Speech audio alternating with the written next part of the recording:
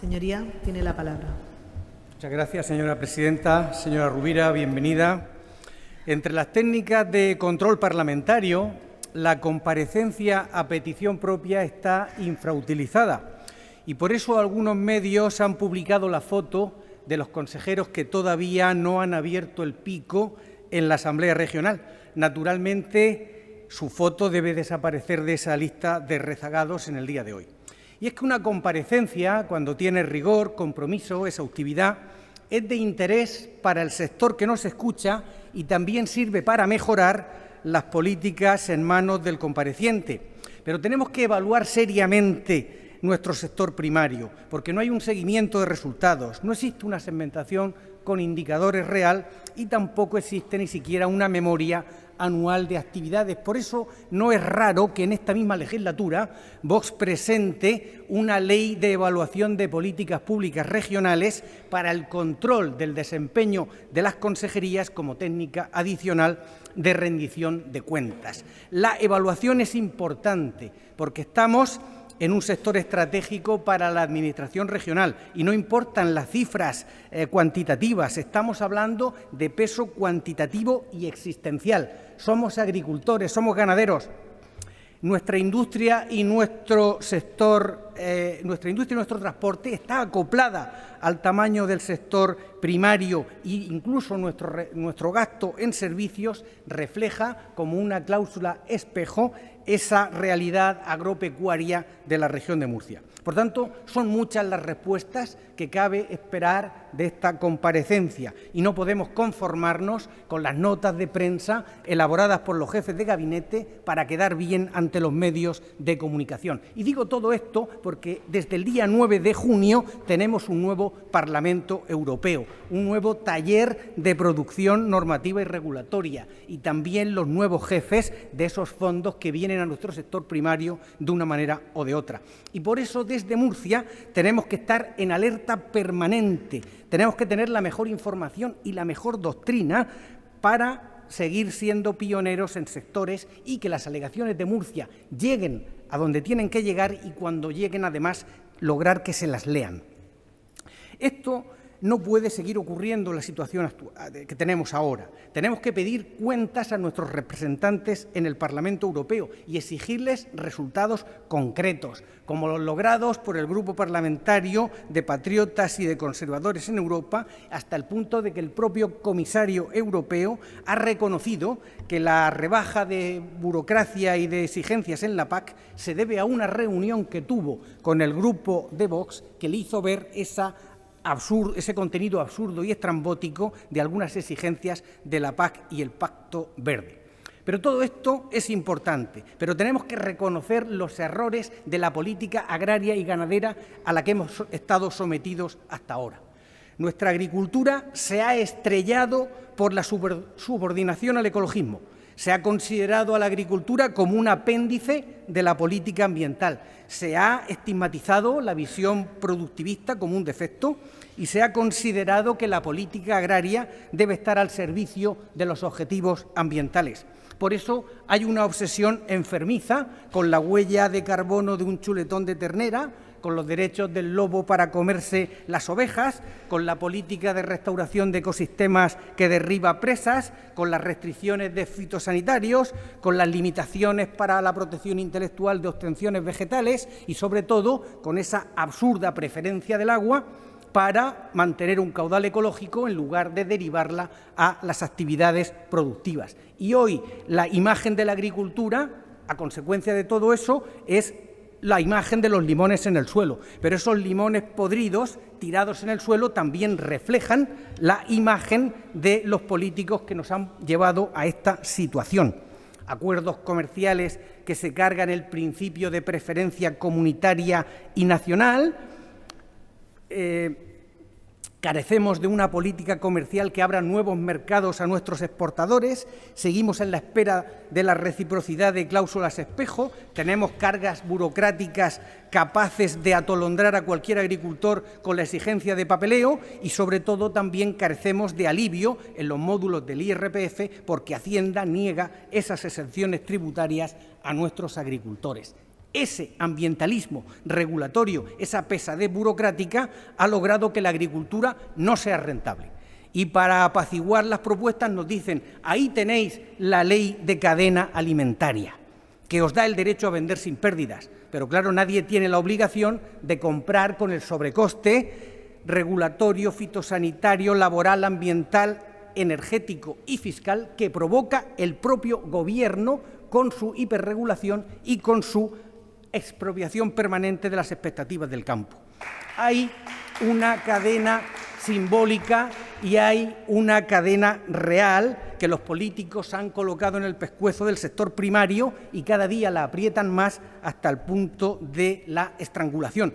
Y en ese contexto también el Gobierno regional tiene defectos. En la Ley del Mar Menor, por ejemplo, que expulsa a las OPFHs del esquema financiero para la ejecución de programas operativos al considerar la Ley del Mar Menor obligatorias y sometidas a sanción determinadas aplicaciones que debieran ser voluntarias y beneficiarse de esas ayudas europeas.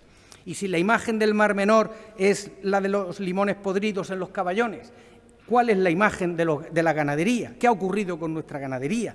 Pues lo que ha ocurrido es que para la Administración regional nuestras instalaciones ganaderas son ilegales, son granjas pateras, sin permisos de la Administración regional y sin licencias municipales de apertura. ¿Y todo eso por qué? Pues por un enfrentamiento entre la Dirección General de Ganadería y la de Medio Ambiente. Medio Ambiente consideró que no eran necesarias las evaluaciones de impacto ambiental para los cambios de orientación, para las ampliaciones. Y luego cambió de criterio y pensó que sí. Y a continuación de ese enfrentamiento llegaron las multas y llegaron las órdenes de cierre. Claro, eso no es lo correcto porque afecta a un sector de más de 500 explotaciones en Fuente Álamo, en Lorca y en Puerto Lumbreras. Y es que cuando la propia Administración provoca el desajuste, provoca el enfrentamiento, provoca esa distorsión, lo que hay que hacer es ofrecer un marco regulatorio y una especie de convenio de colaboración para ayudar a nuestros ganaderos a regularizar esos permisos que la propia Administración ni siquiera se aclara si son necesarios o no. Y si la visión de la agricultura es penosa y si la visión de la ganadería tiene este problema tan tremendo, ¿cuál es la visión de nuestra gente del campo, de esa gente que vive de nuestra agricultura? Pues tenemos un problema también con una oleada de inmigración, con muchos inmigrantes islamizados, salvo que los que vienen de procedencia hispana, que expulsan a nuestros agricultores de nuestros pueblos y nuestras tierras y todavía quedan unos cuantos españoles en las labores del campo. Y ese despoblamiento hace imposible la sucesión generacional. Por eso tenemos que pensar en una ley de agricultura familiar que ponga patrimonio público de suelo agrícola para jóvenes españoles dispuestos a formar una familia y otras técnicas de combate contra el despoblamiento, porque no valen fórmulas retóricas de bocas mentirosas o progresistas, ni tampoco limitarnos a dar algunos pagos compensatorios para la agricultura en zonas de montaña o con limitaciones naturales, porque esos agricultores de supervivencia, esos pastores de zurrón y alforjas, son los últimos de Filipinas en una guerra declarada por las élites mundialistas contra la vida rural y contra nuestras tradiciones. Si la agricultura es víctima y la ganadería también, habrá que preguntar por la raíz del problema. Y tenemos dos elementos podridos, el Pacto Verde y los principios europeos. El Pacto Verde es un atentado contra el sector primario, es una estrategia de biodiversidad, la granja a la mesa, estrategia de la naturaleza, pero si examinamos cuidadosamente ese pacto, vemos efectivamente que es un virus creado en el laboratorio de la Agenda 2030, un virus letal, liberado de forma consciente en los órganos vitales de nuestra agricultura y nuestra ganadería para romper su sistema defensivo. Y así tenemos acuerdos comerciales desventajosos, fresas envenenadas, tomates que llegan a la mesa europea desde la granja marroquí en lugar de venir de Mazarrón, sobornos a las autoridades europeas, restricciones comerciales derivadas del envase de plástico, inseguridad hídrica y desalación subsidiada para engatusar a los agricultores y que piquen en lugar de defender el trasvase como única solución natural para nuestro campo. ¿Y qué pasa cuando nos hablan de valores europeos y nos dicen que la gente de Vox no respeta, no admite los valores europeos? ¿Qué valores europeos son esos? Nos dicen lo buena que es la perspectiva de género y lo malo que es el negacionismo. Nos dicen lo bueno que es estar abiertos a mercancías, capitales y personas de todo el mundo y lo malo que es defender el producto nacional. Pues bien, cuando nos hablan de esos valores de sostenibilidad, de resiliencia, de inclusión, nosotros decimos que son valores falsos y que hay que tirarlos por la ventana, porque los verdaderos valores son la vida, la familia, la patria, el trabajo y el emprendimiento de nuestros agricultores, la libertad individual y la libertad de empresa.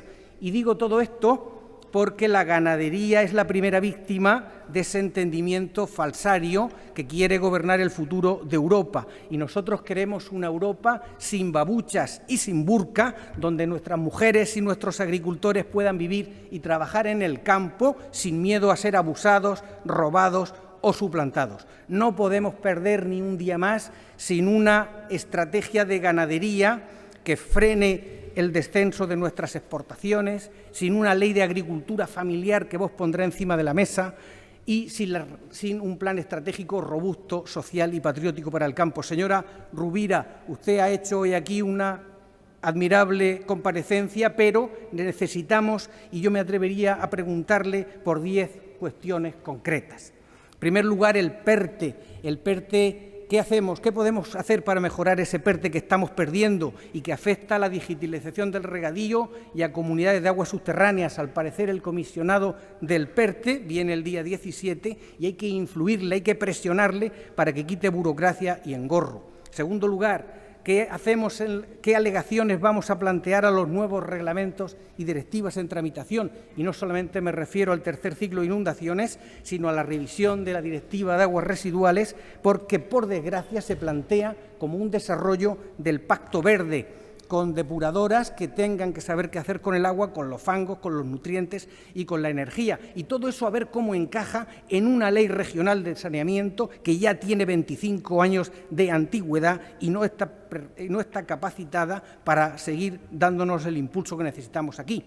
También qué va a hacer la Consejería con el acuífero cuaternario, especialmente después de que ya tiene una comunidad de usuarios por su conexión al Mar Menor y por la política de nitratos que depende de la Consejería.